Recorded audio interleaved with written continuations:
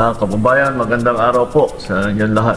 Meron lang po akong update tungkol sa iba't ibang kaso tungkol sa flood control na mga problema sa mga iba't ibang kontrata. Ipapabot ko po sa inyo na ang 96.5 million na Ghost Flood Project sa Davao Occidental, naglabas na ng warrant of arrest ang korte laban sa 10 pangunahing sangkot dito sa anomalyang ito. Ang mga akusado ay nahaharap sa kasong graft at malversation.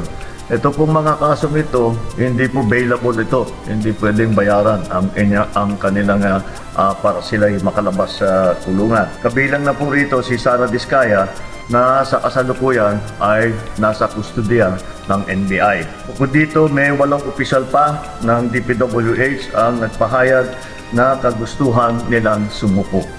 Ito po ay patuloy namin ang gagawin at simula lang po ito at patuloy namin ito imbestigahan at kakasuhan lahat po ng may kinalaman sa mga iskandalo na nakikita natin sa mga flood control project.